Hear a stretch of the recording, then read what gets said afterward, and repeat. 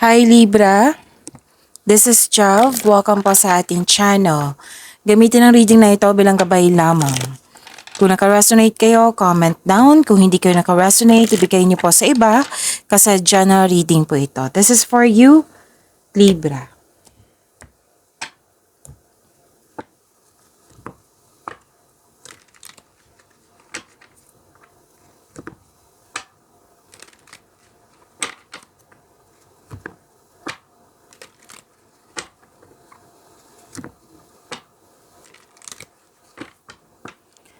Para po ito sa iyo, Libra.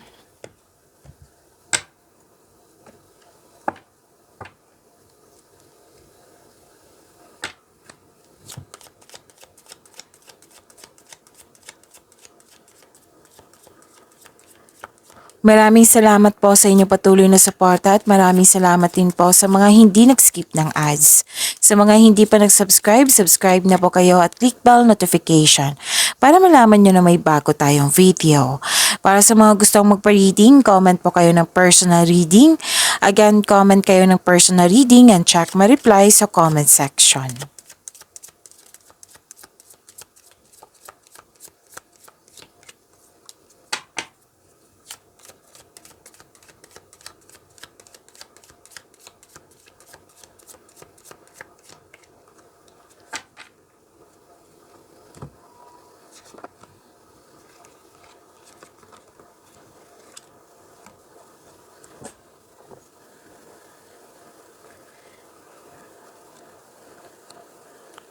Pwedeng nag-self-study kayo.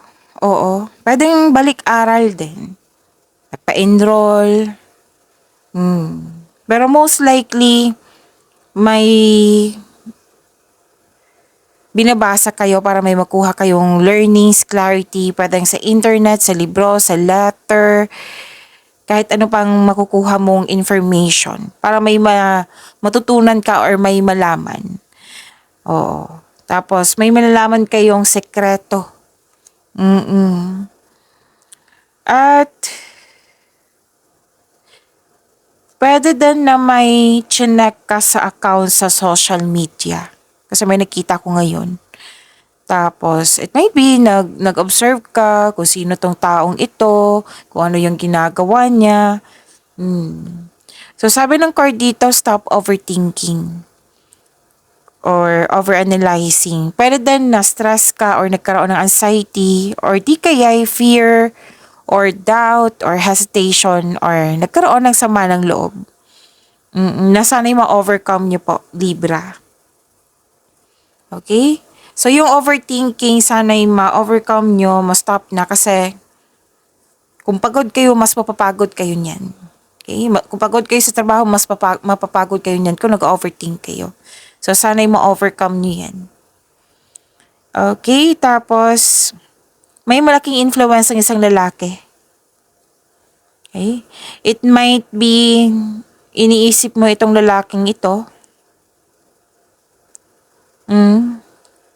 na nag-stalk ka sa kanya sa social media, pwede. Na gusto mong malaman, gusto kang malaman. Pero sabi ng card dito na may malalaman ka talaga tungkol sa kanya. Or di kaya itong taong ito ay magbibigay siya ng tulong sa iyo. Okay?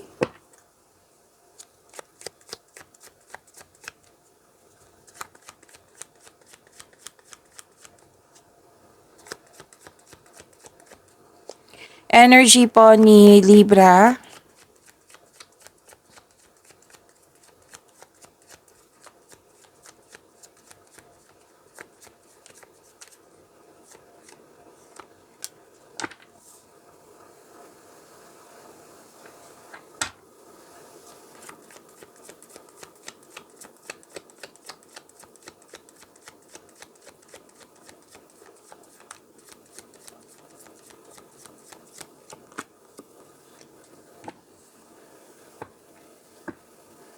Paalala lang po, Libra, lalo na sa mga bago dito.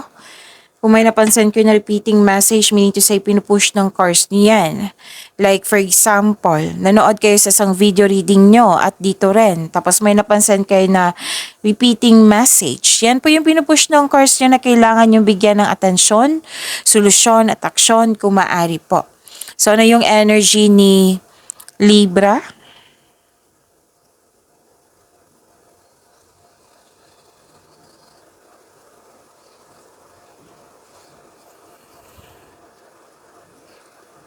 Ang ilan sa inyo dito busy. Pwedeng busy sa kakaisip or busy sa mga ginagawa. Kasi may transition din ako nakikita dito na binigyan ng aksyon. Yung mabilisang aksyon. Yan. Pwede din mabilisang paggawa, pwedeng mabilisang sa, again, pwedeng mabilisang pagdidesisyon. Yan. Pwedeng dumating na yung inaantay mong mensahe na binigyan mo siya ng reaksyon or aksyon. May parating na blessings po na magbibigay saya sa'yo. Yes, claim niyo po, Libra. Maaring may travel na magaganap o isang bagong tao na darating sa iyong buhay. Excited ang ilan sa inyo dito kasi makakatanggap kayo ng invitation, pwedeng event invitation or may nag-ask sa iyo ng date. Oo. Isa o maraming alok o idea ang darating sa iyo. Ilan sa inyo busy sa trabaho. Kasi, yun nga, isa o maraming alok o idea ang darating sa iyo. Binigyan mo siya ng action. May parating na exciting new opportunities po sa inyo. Yes, new opportunities, claim nyo po. Financial stability, kitang-kita ko rin dito. Nagkaroon ng abundance sa kaperahan. Wow, claim nyo po ha, Libra.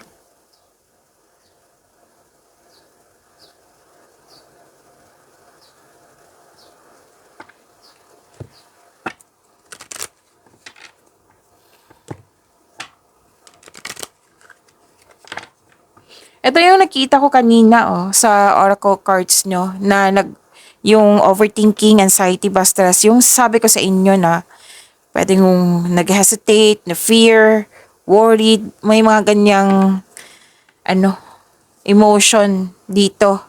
At dito rin na nag-clarify sa tarot cards nyo.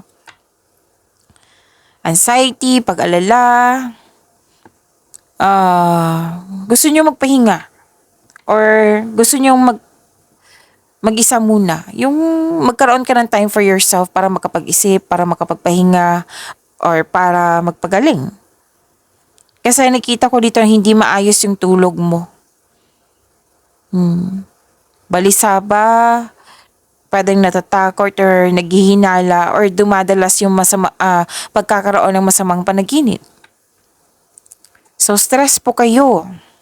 Yung sabi ko kanina, 'di ba, sa oracle cards nyo, stress ba, anxiety ba, pag-alala. Yan, halo-halo na. Stress po kayo. Ang stress ay isang normal na bahagi ng buhay. Ngunit kailangan mo itong labanan sa pamagitan ng pag-unawa, pagtangkap sa isang sitwasyon. Help yourself, Libra. Makatulong po yung makipag-usap ka sa taong genuine na handang makinig sa'yo. Kung may trust issue kayo, then makatulong po yung journal or diary. Isulat mo yung mga nasa isip mo upang sa gayon maalis ang mga ito sa iyong isipan at mapunta sa isang pahina. Pero then mas better way is kausapin mo si God. Isuko mo yung mga worries mo, yung bigat ng nararamdaman mo. And mention kung may concern ka sa isang tao, then mention mo. Maging honest ka sa iyong sarili. Okay? Maging honest ka sa iyong sarili. Tapos, hingi ka ng divine assistance kay God. Hingi ka ng tulong. Okay? And, sabi ng card dito, this card tells you to make change. Itong pangyayaring ito ay pansamantala lamang at lilipas din po ito. Pwede yung nagkaroon ng conflict sa isang tao na malapit sa iyo. So, sinabi ng card nyo dito, communication is the key. Gawa kayo ng schedule para mag-usap kayo. Mag-usap kayo ng mahinahon. Kasi kung magkakaroon ka ng stress, worried ka, Mawawala yung, ito ay magdudulot ng pagkawala ng tulog or focus. And stop overthinking ha. Kitang-kita ko talaga dito. Okay? Bigyan niya ng solusyon kung maaari. Then, kung hindi kaya, ask for help.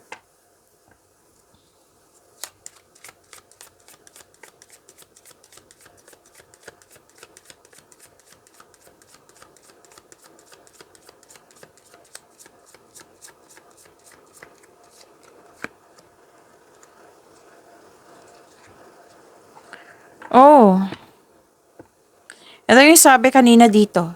Na, di ba sabi ko kanina, make change. This is Battle of the Blues. Take steps toward positive change. Okay? Move forward kayo kasi itong pagbabago na ito is a positive change. Okay? Claim niyo po. Positive change.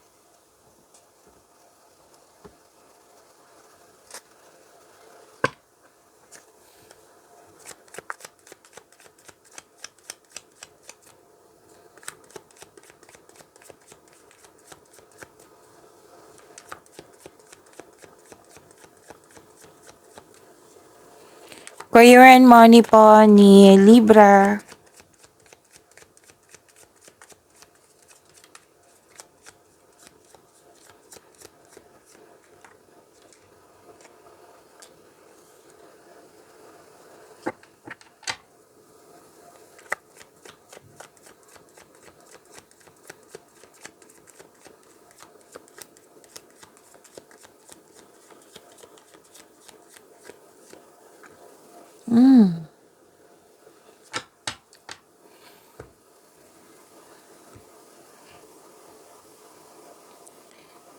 Libra.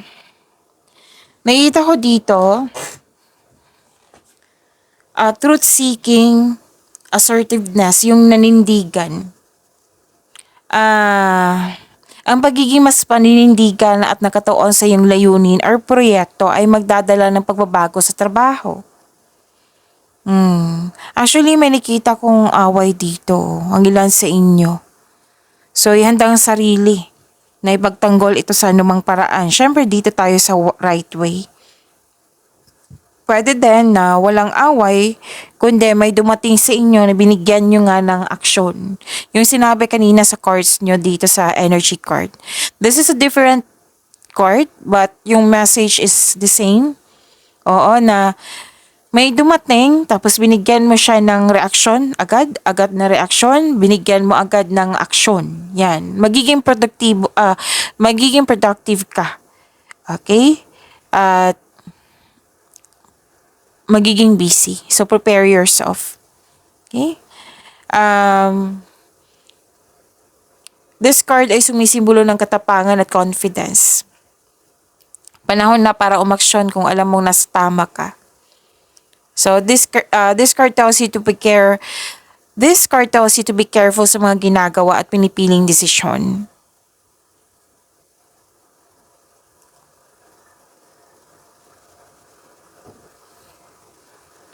May pagkakasundo sa isang tao. Pwedeng nagbigay ng tulong sa iyo, pwedeng nakipag-partner sa iyo, business partner ba, or nakipag-teammate, or nagkasundo kayo na may deal kayo, may usapan kayo, may promises kayo, may commitment kayo.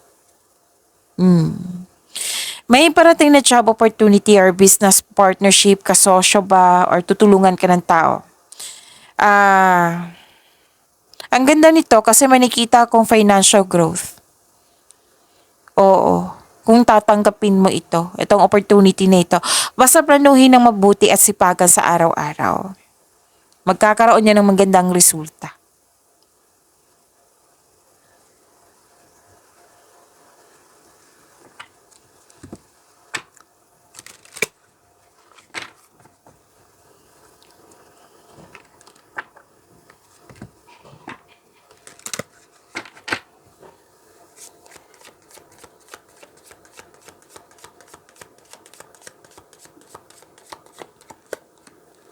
Wow!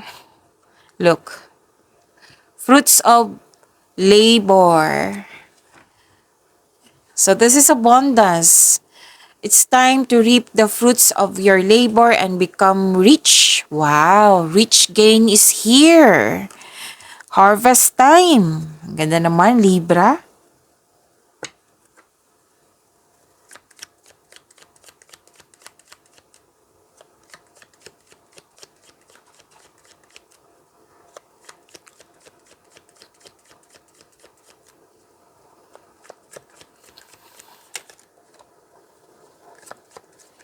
Love life, self-love, partnership, and romance ni Libra. Okay.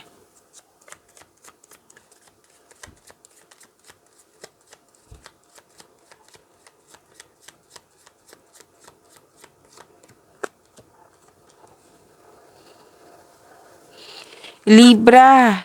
Pwedeng yung concern is tungkol sa iyo or concern mo ito sa person mo or sa taong malapit sa iyo.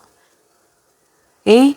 Sabi kasi ng card dito na whether single ka man, may relasyon sa buhay mag-asawa, may concern talaga dito sa sobra sa trabaho, sobra sa kaka-travel, yung hindi na nagkaroon ng balanse sa oras. Oh, like for example, buhos ang oras mo sa trabaho or sa kaka-travel, tapos wala ka ng enough time for relaxation, for yourself, to your partner, to your friends, to your family. Kasi nga, sobrang babad sa isang activity. Ang ilan sa inyo dito nagbabalanse kung enough ba yung budget for travel. Oo. So yun ang sabi ng card dito, tamang balanse po. Tamang pag-manage sa inyong oras. Balansehin po. It might be, sobrang busy 'di ba? Sobrang busy. Dito magiging busy ka rin. Oo. So, yun sabi ng card. Kailangan ng tamang pag-manage sa oras mo. It might be this is about your concern sa isang tao or concern to sa'yo. Baka nagreklamo yung, let's say, pag nagreklamo yung partner mo na, ano ba to si Libra? Puro na lang trabaho, wala ng panahon sa akin. Ganun. Puro na lang trabaho to si Libra, wala ng panahon sa sarili. Pwede, kayo ang may concern sa sa tao na malapit sa iyo. Okay? Magiging balanse din. Okay, mag-alala. Kasi nakita ko naman dito nag-e-effort ka eh. Actually, nagkaroon nga ng pagkakaisa po, stability.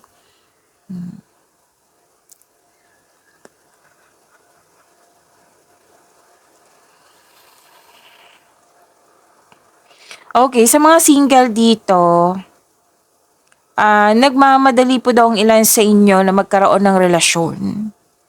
So this card tells you na slow down and enjoy the adventure in this moment. Kasi ang universe magbibigay sa iyo ng right relation. Okay, again, natawa ako sa sarili ko, Libra, pasensya na. The universe is bringing the right relationship to you at the right time. Kaya konting hintay lang po, magtiwala, have faith, mapagpasensya at patuloy mo lang alagaan yung sarili mo. Kasi ibibigay talaga ng tadhana sa iyo yung right person. Okay? Sa buhay mag-asawa, sa mga marelasyon, may growth dito. Yung dati naging impatient ka sa partner mo. Ngayon, dati impatient ka sa partner mo. Ngayon, nagbigay ka ng mahabang pasensya. Na nagkaroon ng growth talaga, nagkaroon ng pagbabago sa inyong relasyon. Learnings, kumbaga. Nagbigay ka ng pasensya, at may nakita rin akong plano. It might be this is a project or plano mag-travel. Pwede. Okay. May nakita nga ako ditong disappointed ang ilan sa inyo kasi gusto nang magkaroon talaga ng pag-level up, 'Di ba? Yung single, gusto mo nang magkaroon ng relasyon. Kung sa relasyon man to sa buhay mag-asawa, kung sa relasyon to, pwedeng gusto niyo na magkaroon ng kasal sa pag-level up nga. Or sa buhay mag-asawa, yung project nyo, or di kaya ano, um, yung pagkakaroon ng sense of stability.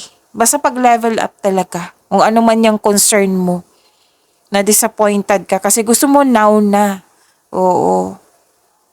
So, take it slow. Sabi ng card dito, habaan ng pasensya. Have faith. Okay? Stay patient. Stay positive and be grateful. Kasi ibibigay sa'yo, malapit na oh, sabi, you are very close. Okay?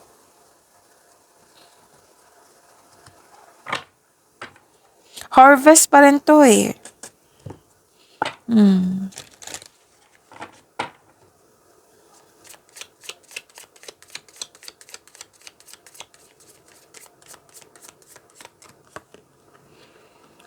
The X. Healing from the past, heartbreak takes time. Be patient with yourself. So, another advice na regarding sa patient. Taasan ng pasensya. Pag-imanin niyo po yung blessings na binigay sa inyo, Libra. See you tomorrow. Maraming salamat.